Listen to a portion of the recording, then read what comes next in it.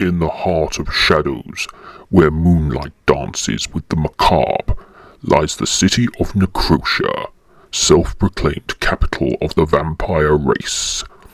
Towering spires of obsidian pierce the night, casting long shadows over cobblestone streets that echo with the whispers of immortality. Tonight, under the crimson moon, the grand gates of the castle swing open for the Blood Harvest Ball, where the undead elite gather in splendor. Yet, amidst the opulence, Lord Volkov, the Sovereign of Shadows, finds himself preoccupied. The air is thick with tension as the guests arrive, draped in silks, as red as the lifeblood that sustains them. But Volkov's gaze is fixed upon a singular figure, Algar, a thorn in his side whose ambitions threaten to unravel the delicate balance of power. As the music of the damned swirls through the night, Lord Volkov descends from his throne, his cape trailing like a wraith behind him. The dance of power and deceit has just begun in the city of Necrotia, and tonight, beneath the veneer of celebration, a darker symphony unfolds.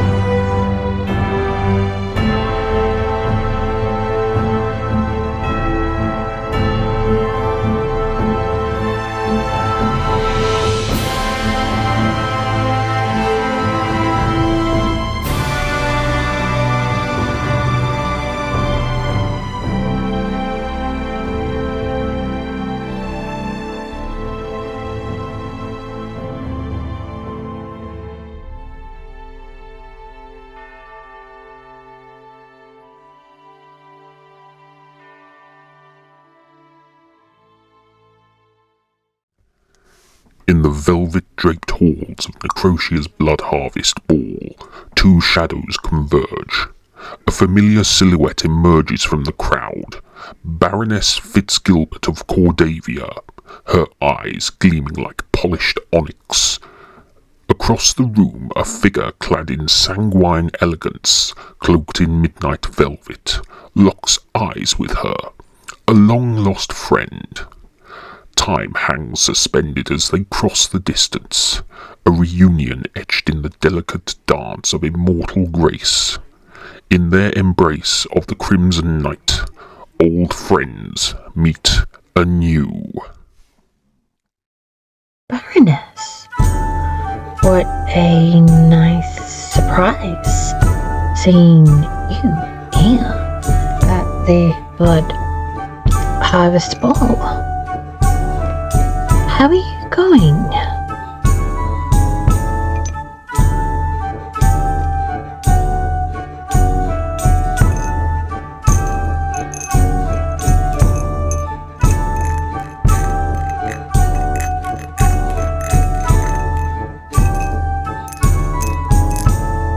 Anything interesting happening in Verona these days?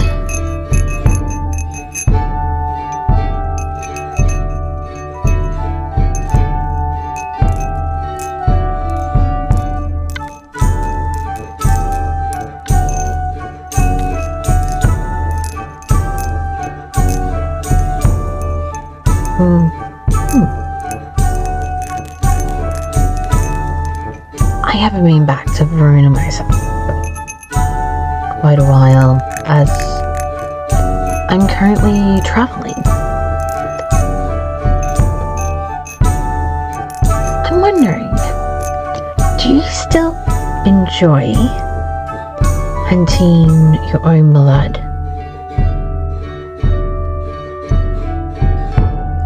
You do? That's great to hear.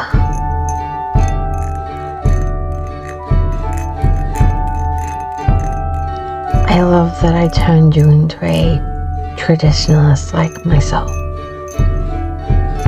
There have been others I've turned to, because we need to go back to the ways. As I mentioned way in the past, it's something we should never forget how to do. Although, it is nice when events like this, put on by Lord Volkov, provide blood, because sometimes it's like just slightly lazy, or it's just being a hot day, like you can't be bothered to hunt. So that's when I really enjoy having blood supplied just once every blue moon.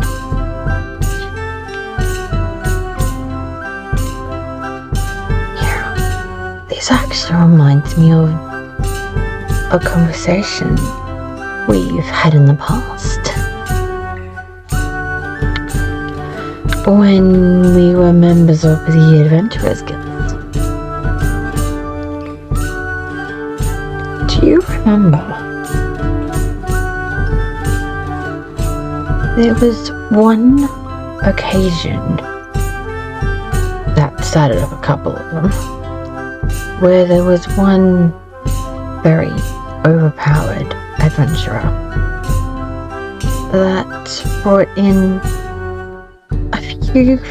a few too many beasts, and that it was the first time the guildmaster had seen that many and got quite overwhelmed.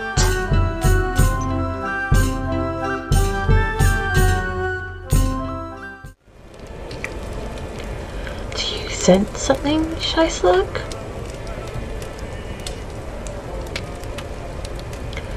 Oh, a conversation. Perhaps we should have a listen. What do you reckon?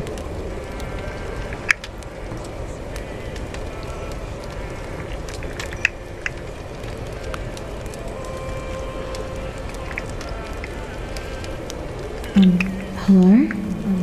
Hello? I have some beasts. To be processed?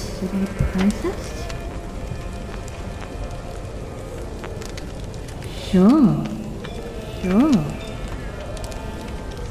Let me have a look. At how many you have.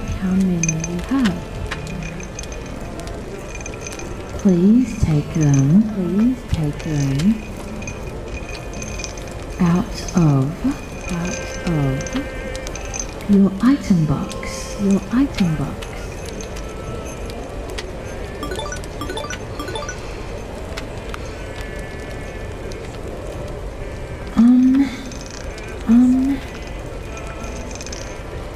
This is way more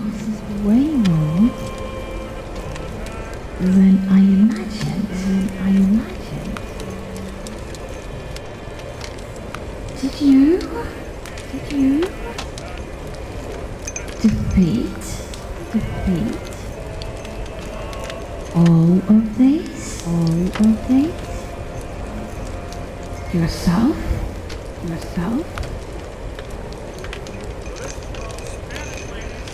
More familiar you did.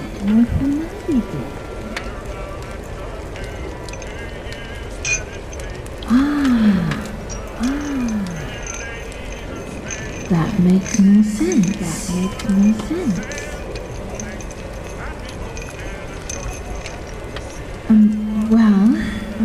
Well,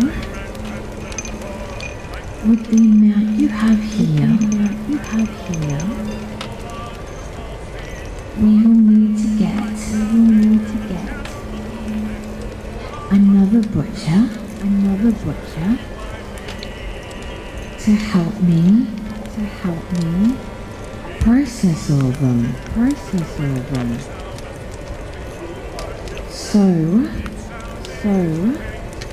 it will take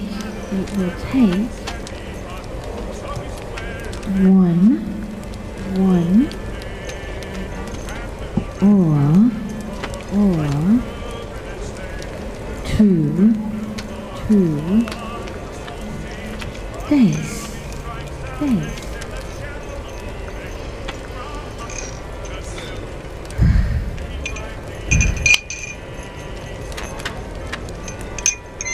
Please try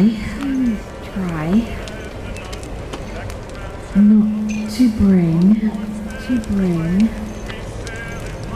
this amount of bait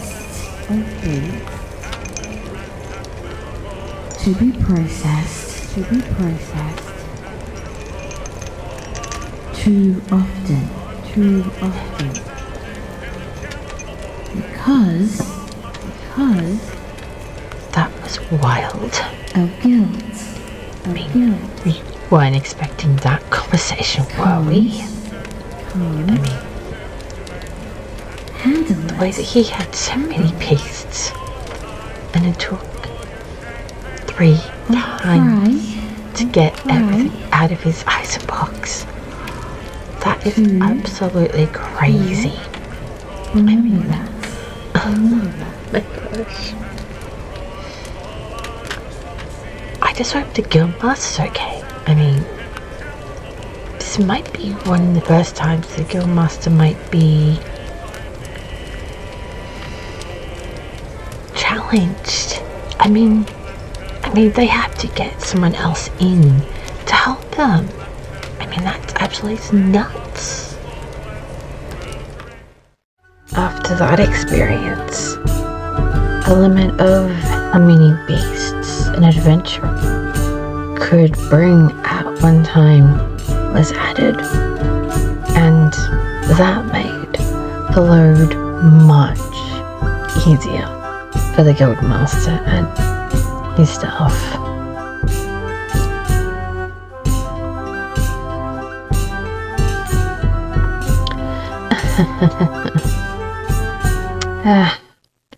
Those were fun and carefree days.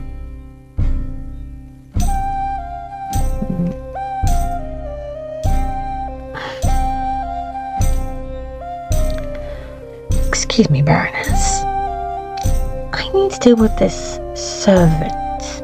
I will find you later to continue our conversation. You are lucky that my dress is charmed to keep blood from staining it.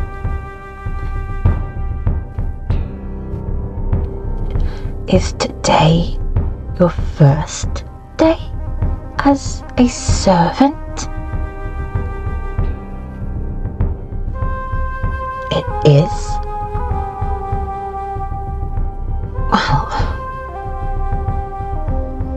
I think you need to be reminded of the rules you were told when you first arrived here, even though that might have been recently. You are lucky that my dress is charmed to keep blood from staining it.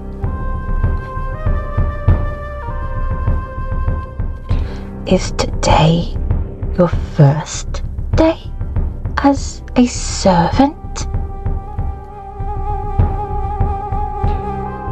It is? Well, I think you need to be reminded of the rules you were told when you first arrived here.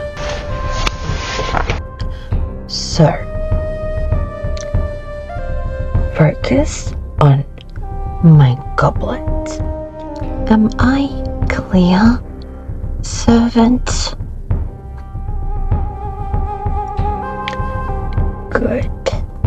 Now, shall we begin?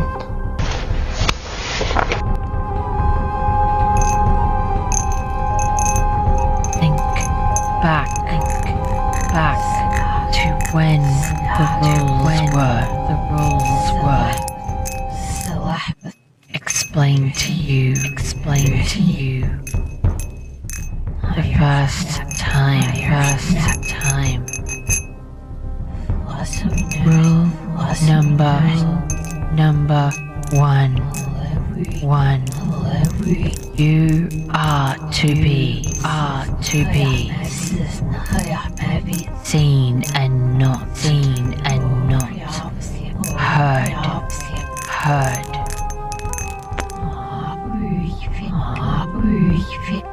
Rule number two. If a servant of higher rank is passing by, you need to face away from them. And same is true for any vampire guest and any members of the household.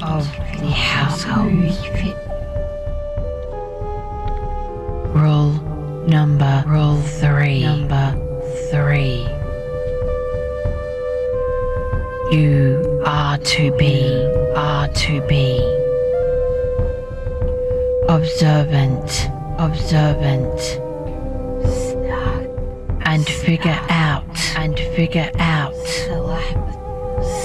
what a guest requires before they request it. Rule number four. When serving blood, none is to be spilt on the household members and any visiting vampires.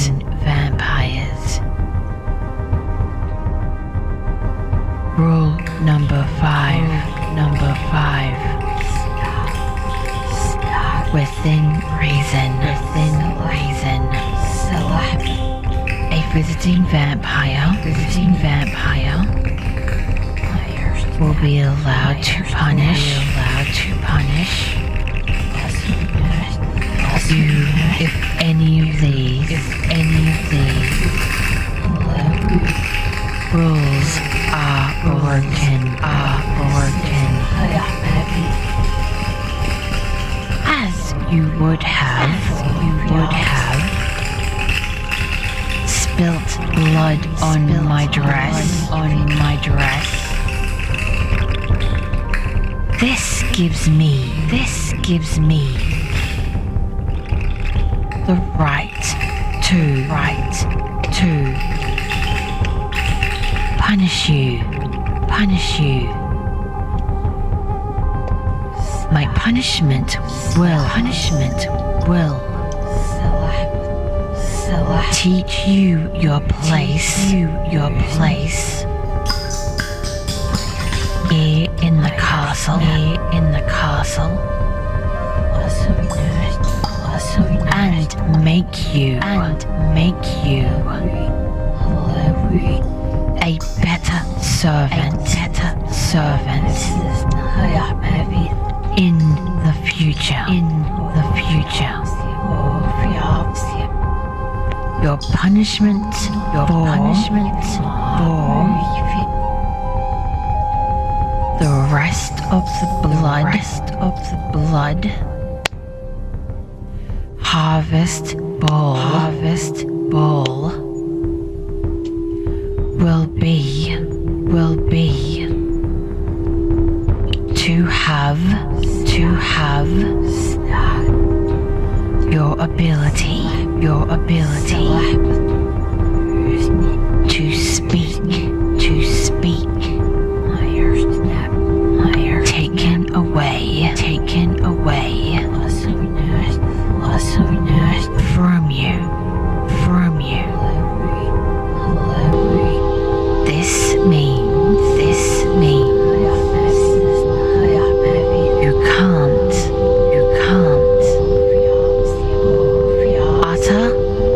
utter a single word to anyone till the blood harvest ball is over. Other vampires might have just tortured you for fun. Whereas I am willing to teach you a lesson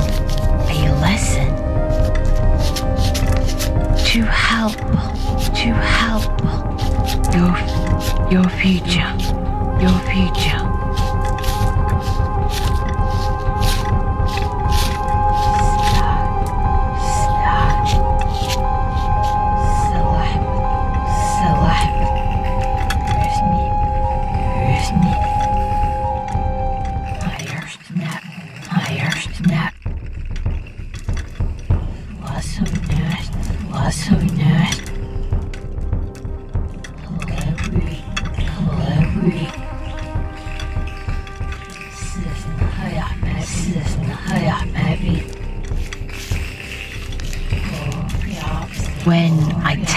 When I tap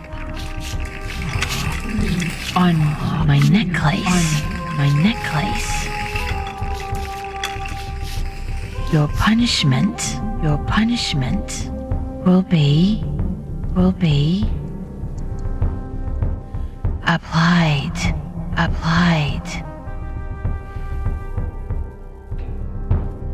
Now, off with you.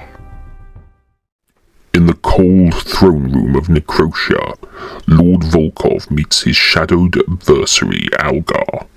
The air crackles with unspoken tension as Volkov, a master of the macabre, hints at his awareness of Algar's insidious plot.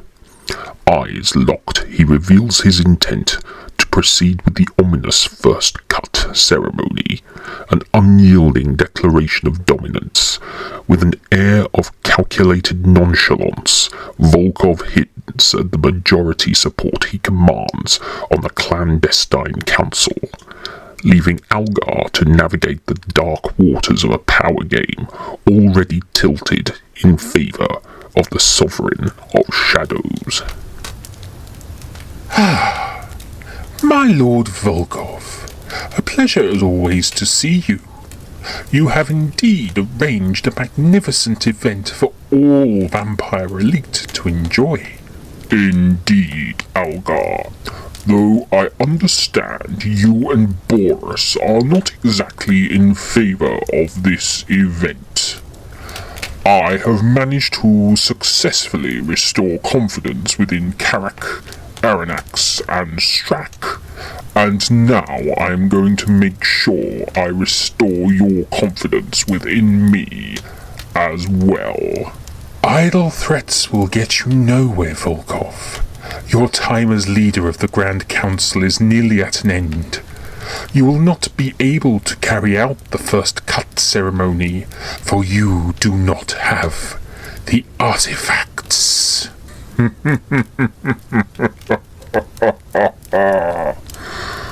Correction. I have all the artifacts. Maximus delivered the last item to Drevin 2 days ago. They have been safely locked away within the vault. The first cut ceremony shall go ahead as planned. But you don't have the summoning scroll. Borus advised me he had put a stop to that also. He had the scroll destroyed before my very eyes. He destroyed a decoy scroll. Again, Maximus brought it straight to me for my personal scribe to begin translating from its original language, that of the Antius Empire. You are too late, Algar. Everything is going as I have foreseen. Not possible, Volkov. Well, don't worry. I'll make sure you're stopped from making the first cut.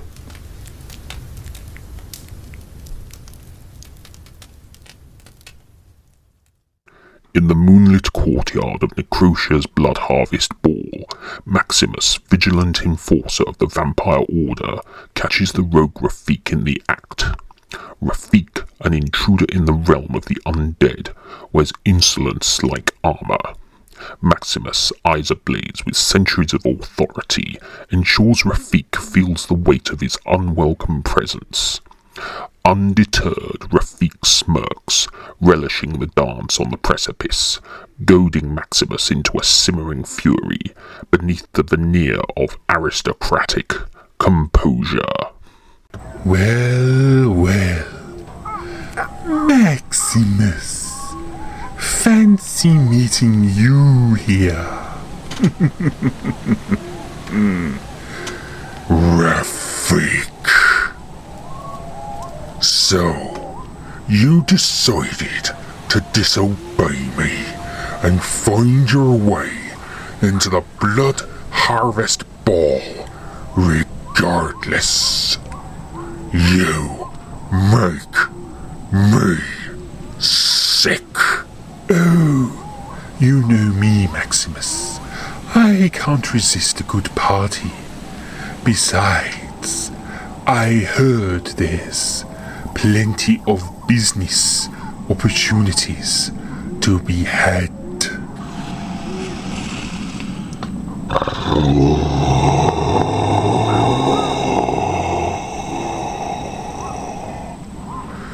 This is the Blood Harvest Ball, Rafiq. A sacred event for my kind. I told you before, in our last encounter, you have no business being here. Oh, come now, Maximus. Don't be such a poor host. I promise I won't spoil your precious party. You think this is a game, Rafiq? You don't belong here, and you will regret crossing me. Regret? My dear Maximus, I've made a career out of avoiding it. Besides, I've already charmed half the guests here. They love me. You're insolent. You realize that? You really should relax, Maximus. Life, or as you know it, the afterlife, is too short to be uptight. Ah, Maximus, always the drama queen. Now, if you'll excuse me, I have a dance to attend. You won't escape my I won't escape? Why would I want to escape? You have nothing to be wrathful for. I have been a true and loyal servant to you since we first met. Enough of this, Rafiq. Maximus, always so persistent. What now? You will leave this place immediately. You've pushed your luck too far. All right. No need to get physical, Maximus. This is not a playground for your tricks, Rafiq. You don't understand the consequences of your actions. Oh, Maximus, you wound me with your disapproval. I promise I won't be the life of the party anymore. You will swear an oath, Rafiq. A blood oath, binding you to leave this event and never return to any vampire gathering ever again. A blood oath? You're really serious, aren't you? Deadly serious. You are bound by this oath, Rafiq. Break it, and you will suffer the consequences beyond your imagination. Very well, Maximus. I swear.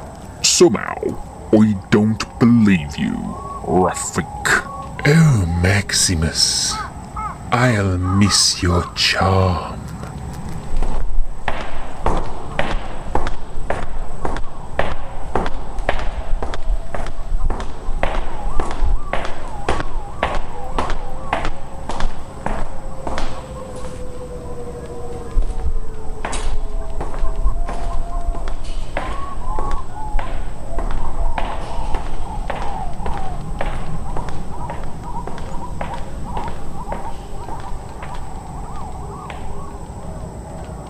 You might miss my charm, but you won't miss my fist when it connects with your face, Rafiq.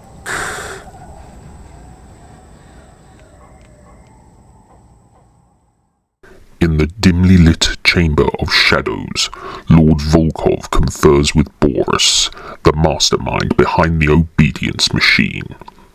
Volkov, draped in regal darkness, proposes a plan to harness the machine's power on Algar, rendering loyalty absolute. Borus, uncertain, furrows his brow at the complexity of Volkov's design, yet the Sovereign of Shadows remains resolute, convinced that the intricate web he weaves will compel Algar to bow before his dominion, a puppet ensnared by threads of unwavering control. We have Algar where we want him, Borus. Soon he shall find himself obedient to the vampire hierarchy. Your plan seems to have worked well, though I admit I did not enjoy riling up the other members of the council without their knowledge. Why didn't you just work on Algar from the start? Because, Borus, I needed him to be convinced that he would have the support of several council members, including yourself. I have had to make sure that he is so convinced that you are in the same position, he is now ready to make his final move. How certain are you that he will? You may have spooked him with your words. Borus, I have known Algar for a very long time, and if there is one thing I know about him that is certain, is that he will see through to the very end any scheme he has in his mind, regardless of whether or not it will be successful. But what if you're proven right, and he does betray you? Surely you don't want to kill him. He is important to the council. You recall how I dealt with Valna? The obedience machine? You intend to place him within it? Precisely. He will be forced to become loyal to me. I have no intention of destroying him. You have said so yourself that he is important to the ongoing working of the Council. But I want everyone to be reminded that the obedience machine exists, and that I will use it upon anyone and everyone who stands in my way. But isn't that what Algar wants? Surely you're not going to give him exactly what he desires most. In that circumstance, he will not live to see your ascension to the leader of the Council. I have given command to Jericho to deal with him once and for all, once he has made his movements clear. He is living upon borrowed time. And what makes you think he won't go through with it? Again, I know Algar, and deep down his loyalty to me is unquestionable. However, his morality is in doubt.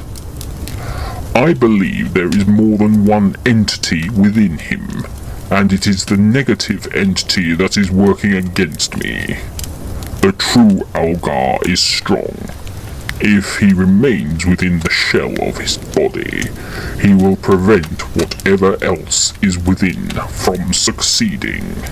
And then what? You said about the obedience machine.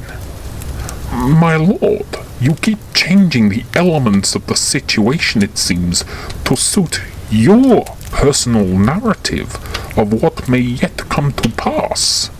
You nor I can predict anything that will happen during the Blood Harvest Ball.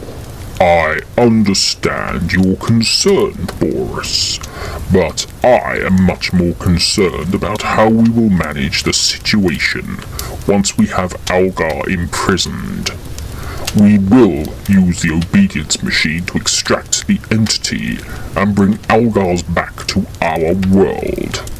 Once we have knowledge of what we are dealing with, we will be able to control and manipulate it to our own advantage. I am afraid, my lord, I am very confused by all of this. Perhaps it would be ideal if I were to attend to my duties and allow you and Jericho to finalize the details of this plan. You know how reluctant I was when you first came up with it, and I am reluctant to be part of the aftermath of it all. If you will forgive me, my lord, I shall take my leave. Of course. Seek out your assistants and see if you can find out if they have learnt anything from their expedition. My lord. In a dim-lit study, Borus meets with Harald, who has returned from the forgotten city of Riva, bearing artifacts of potent antiquity. Harald's eyes gleam with excitement, the thrill of discovery coursing through him. Yet beneath the veneer of enthusiasm, a nervous hesitation lingers. The power contained within these ancient relics is palpable, and the question of unleashing it upon the Ondarian monarchy casts a shadow across Harald's elation. Ah, Harald, you have returned. What news from the city of Riva? Master Borus, you won't believe what I've discovered in those ancient ruins. The artifacts we seek are real, and they're more potent than we ever imagined. Intriguing. Do enlighten me, Harald. Where to begin? The city of Riva, lost for centuries in the sands of time, hides the secrets of the Antaeus Empire. The artifacts are there, hidden beneath the layers of forgotten history. And did you retrieve them? Not all, my master. The city is fraught with peril. But fear not, I brought back information that will lead us straight to them. Show me.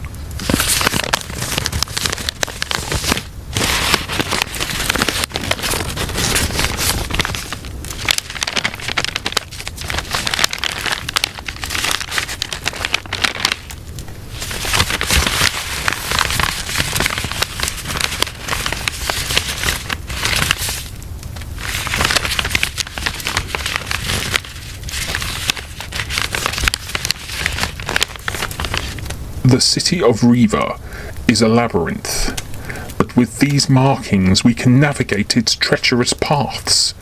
The artifacts are guarded by ancient curses, but nothing our kind can't handle. Excellent. Harald, your efforts have not been in vain. These artifacts will tip the scales in our favour against the Ondarian monarchy. Master Borus. These artifacts, they're powerful. Perhaps even too powerful. Are we certain we can control them? Power, my dear Harald, is like a river. It can nourish us or drown our enemies. With these artifacts, our supremacy is assured. As you command, my master. What are your next orders? Prepare a group of archaeologists and scholars. You shall embark on a return journey to the city of Riva. Our destiny awaits beneath its ancient stones. You're not coming with us, Master Borus? I am needed here. It would be most unbecoming if one of Lord Volkov's most trusted advisors were to suddenly leave on an expedition. After all, Lord Volkov has only cleared the way for you and an expedition party to attend the location. If any of the Vampire Council are to visit, it will be with Lord Volkov present. But I thought you and Lord Volkov had become arch rivals. Begone, Harald. I shall not tell you again. Do not disappoint me with your words. I understand. Goodbye for now, Master Borus.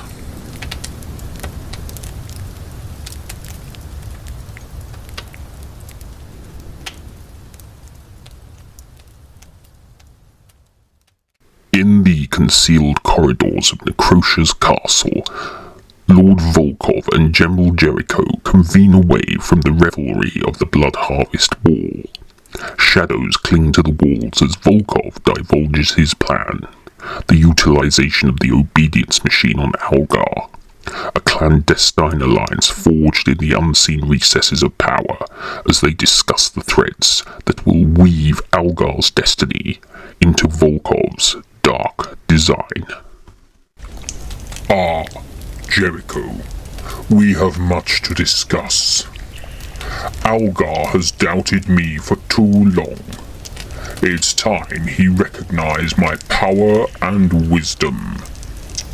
My lord, the Council's trust is fragile. How have we regained their confidence? Thanks to the work of Tarvek, we've gained the loyalty, or should I say, regained the loyalty of several council members who previously stood against me. That is all well and good, my lord. have matters of the utmost importance to concern ourselves with. Patience, my general. Trust is a delicate thing, easily shattered and painstakingly rebuilt.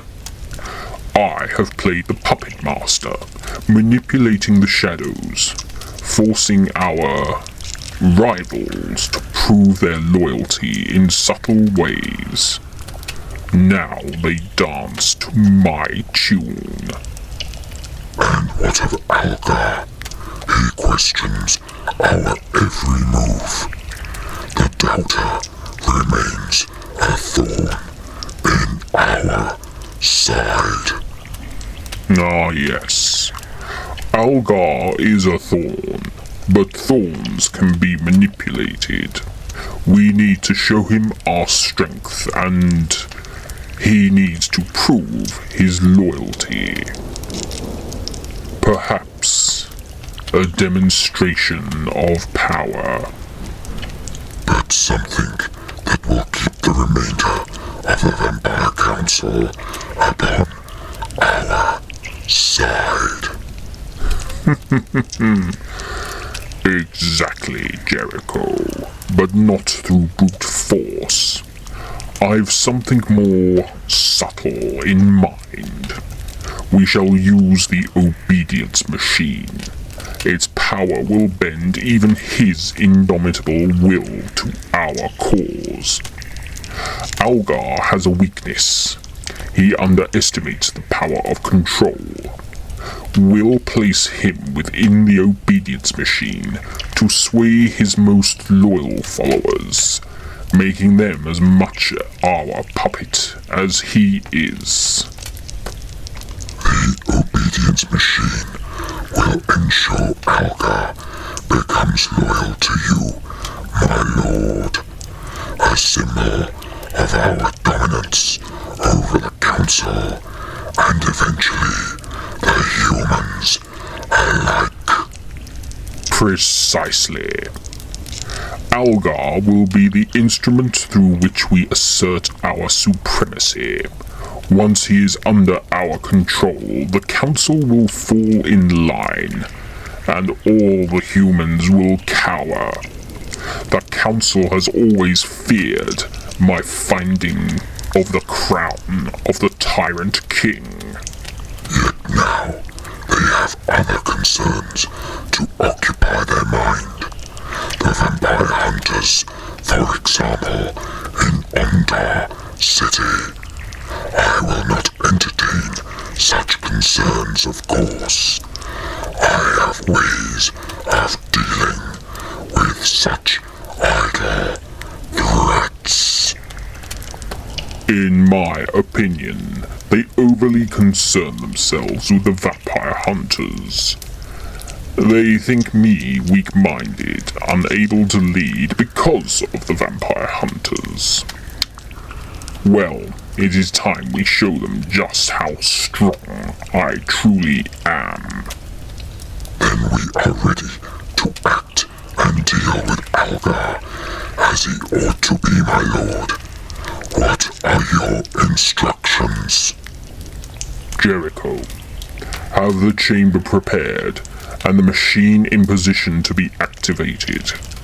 I want this task carried out as quickly as possible before the first cut ceremony. It shall be done, my lord. One question, my lord. When do you wish for the event to take place? It will take time to get the machine ready for use. It's all about timing, Jericho. The ball is underway and the guests are arriving. When the moment comes, I shall invite Algar to my chambers for a private tasting from the reservoir. However, I shall guide him to the obedience machine. And the council? Now they are on our side once more. Will they be present? Do they even know you plan to use the obedience machine? They do not.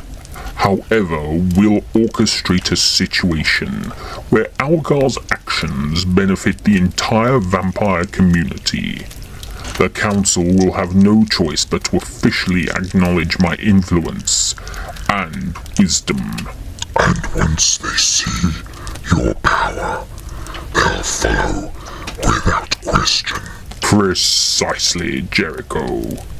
Assemble our most loyal allies. We have a plan to set in motion. In the moonlit expanse of Necrocia's Blood Harvest Ball, Maximus's eyes narrow as he discovers the rogue Rafiq, defiant and still among the undead elite. Fury courses through Maximus as his command, sharp as a blaze, is brazenly ignored. The air thickens with tension, and only when General Jericho and the Crimson Guard step forward does Rafiq, for the first time, feel the icy fingers of fear tightening their grip.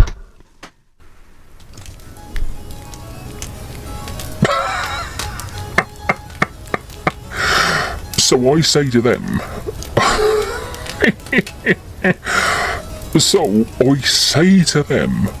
I'm so sorry. I can't finish it.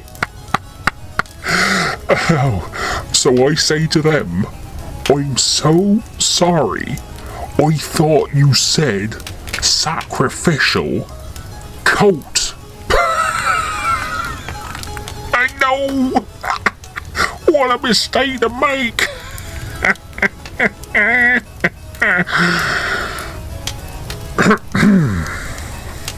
Excuse me, Your Grace. It appears some vermin I've already thought I'd gotten rid of has returned. I need to be a little more forceful to remove it.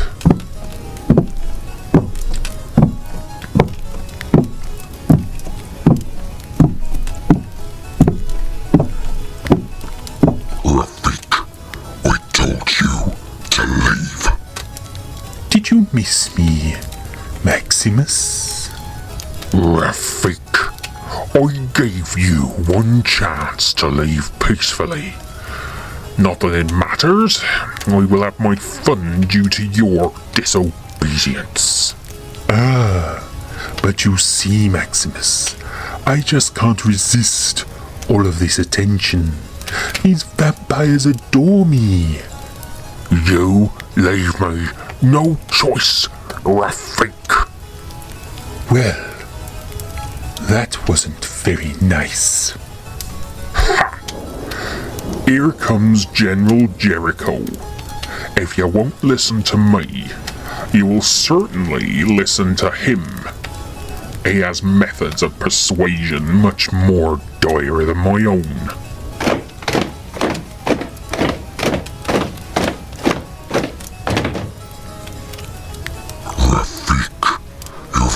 Enough trouble tonight.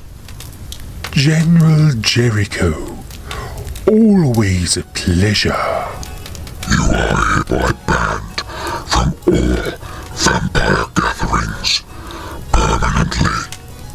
Oh, the humanity. Surely not banned from all vampire gatherings. Oh my, whatever shall I do? You vampires and your sense of drama. I'll remember this, Maximus. Rafiq, your tricks have finally caught up with you. Wait, General Jericho, you can't do this. I was just having some fun. Fun, you say? You've disrupted sacred gatherings, violated ancient customs, and angered our kind. This is not a game, Rafiq.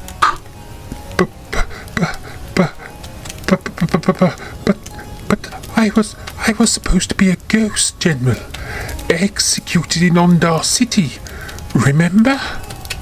Ah, yes, the supposed execution. It seems your plan to vanish into obscurity has backfired.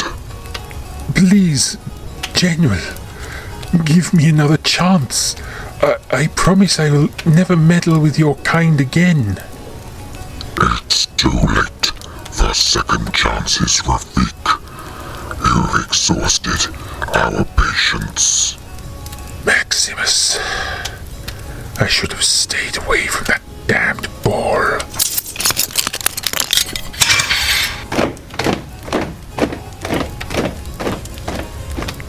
Maximus, do you really think this is the last we've seen of Rafiq? Somehow, I honestly doubt it, but I take great satisfaction in seeing him led away in chains by General Jericho. I imagine it'll be the bottle dungeon for him. There is no way he can ever escape from the bottle dungeon once in there. It's darkness, filth, and no way of escape. Only his family for company. His family?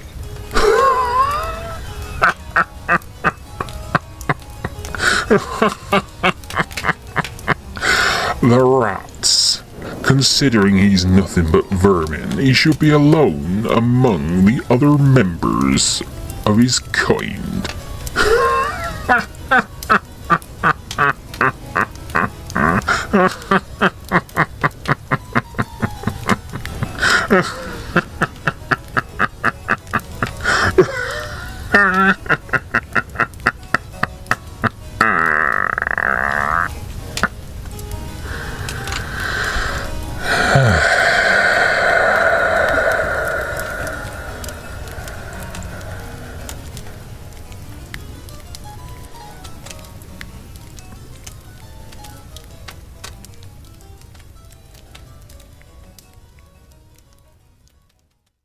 In the opulent grandeur of Necrocia's ballroom, the enigmatic Duchess Catherine, a relic of shadows and secrets, requires the aid of a servant.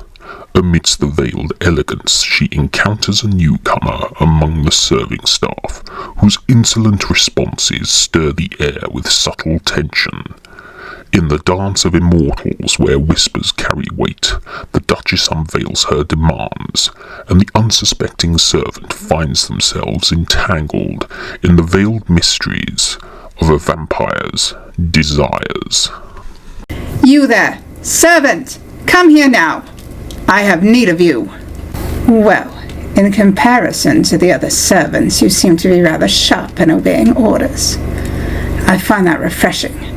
I assume you've not been here at the palace for very long. Do not allow the bad habits of the other staff to rub off onto you. Who am I? How dare you ask the identity of one senior to yourself? However, as you are new here, I shall grace you with an introduction so that you may not forget in future.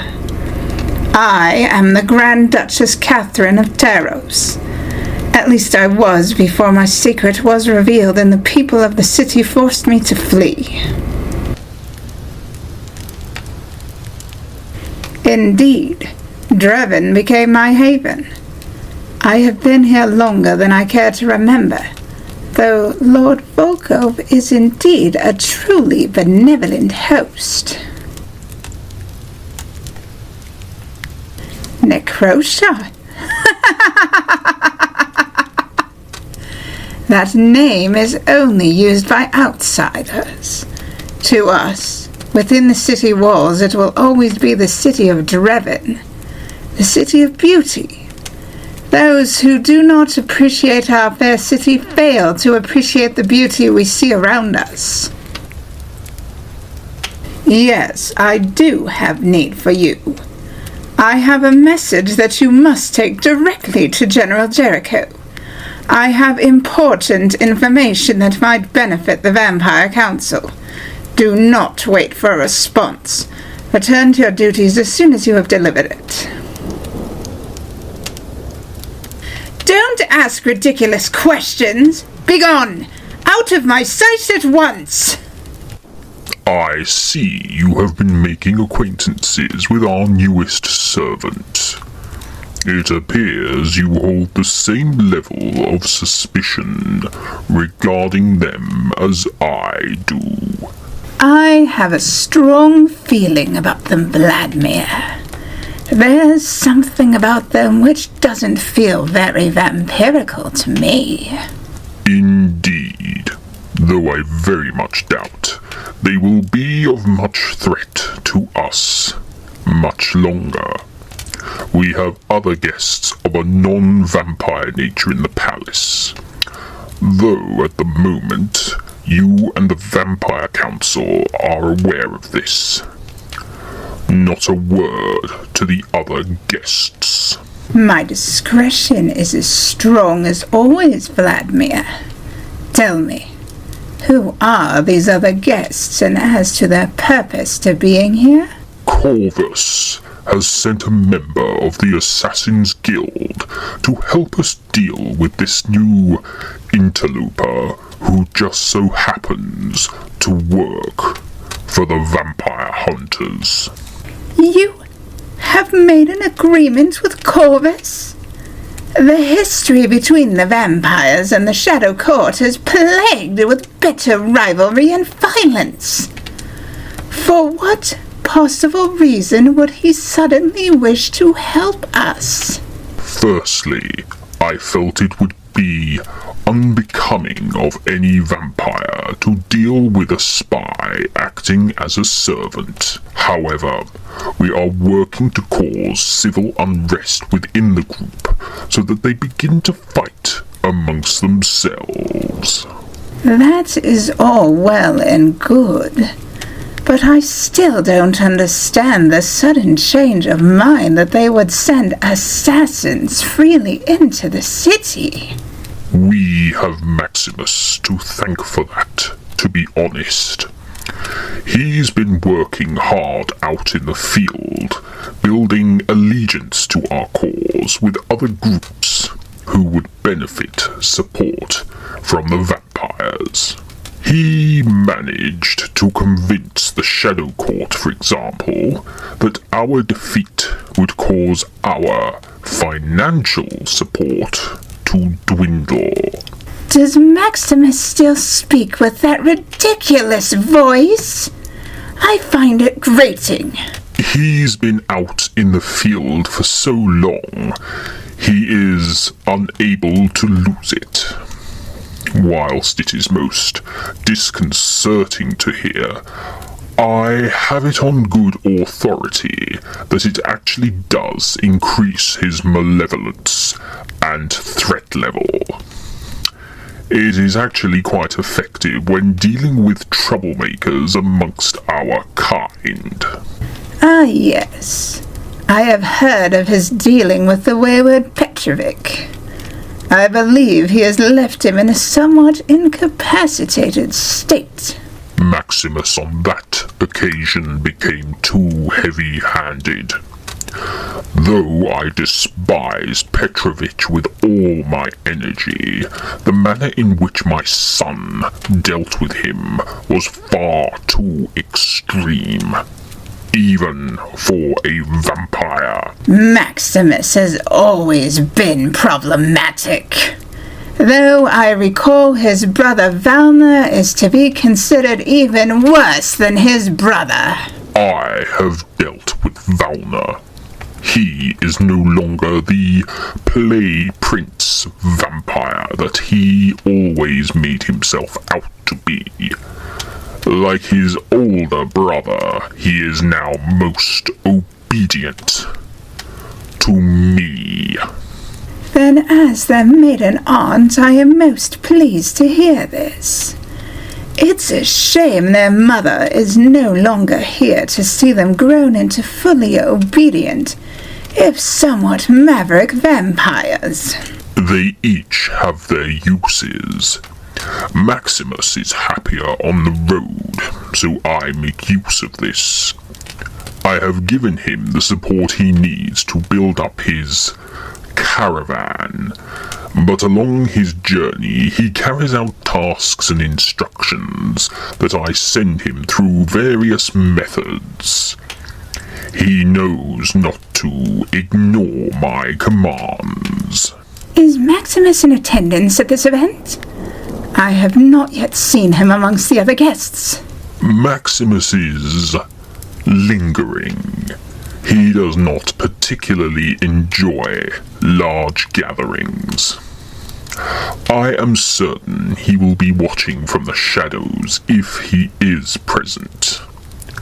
Now, if you will excuse me, I must make myself available to the other guests. Of course, Vladimir. I shall join you in the ballroom again shortly.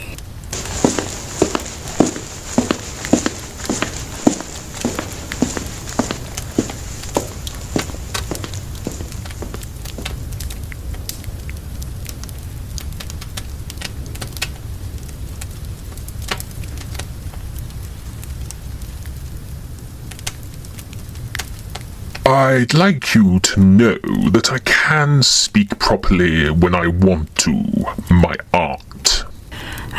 Maximus. How long have you been hidden there like your father before you? Long enough to hear your comment about the voice I use. However, it is a necessity. It's just difficult to always stop speaking that way. I see. However, I'm glad you're here. I have need of you. Something has come up in the city of Daros that I must know of. Taros is on my itinerary. So, whatever you need, I will be able to advise or supply. There is word that the current Duchess is in ownership of a powerful artifact that once belonged to me centuries ago. Fortunately, she sees it as a mere piece of jewelry and is unaware of its immense power. Let me guess. You'd like me to find a way to acquire it and return it to you, its rightful owner. Are you able to do it? Do you have the capabilities? Aunt Catherine, I have the best contacts who will be perfect for this task. Before you know it, the item will be back in your hands. Though I do need a description of the item and its location before I can commit to liberating it from the city. To the Duchess, it is a mere ring, golden in color and containing a combination of blue diamonds and blood rubies. However, she does not know this, as the stones are significant to its power. Only its true owner, that is to say myself, can tap into its ability. And what is this power, this ability? You'll see in due time, of course, but for now I need you to guarantee that you can carry out this most simple of tasks. And what if I were to refuse? You, of course, have every right to do so. However, I will be most disappointed. And I know of no other vampire who has the capability or the resources to achieve this. With that being the case, I accept your request and will begin formulating a plan. It will take time, and the caravan is still on the road at the moment, which works to my advantage, as it will give me time and opportunity to bring together the people whom I need to carry out this heist. Please don't call it a heist. If you must call it anything, at least refer to it as liberation. The ring is most precious to me. It was a gift given to me by your uncle centuries ago. He had it specially made for me to commemorate our turning point upon becoming vampires. I understand. It shall be carried out, and I shall keep you informed of all progress along my journey. I shall leave you and return to the shadows. I can't abide large gatherings such as this. I'm not that kind of vampire. I understand. I shall return to join the others, and we shall speak soon. Goodbye for the moment, Maximus. Goodbye for the time being, Aunt Catherine.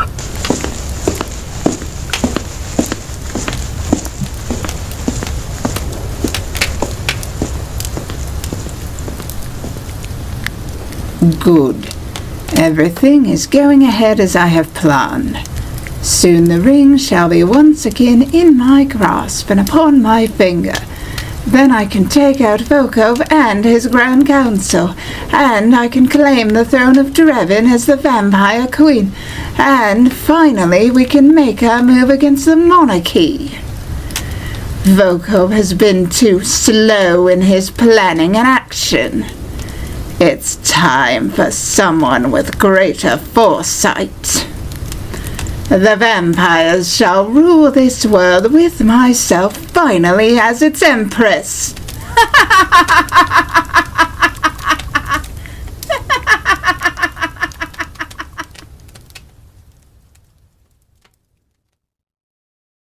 In the grandeur of Necrocia's blood harvest ball, the night unfolds like a dark tapestry. Lord Volkov orchestrates a symphony of power, plotting to wield the obedience machine against Algar. The air pulses with uncertainty.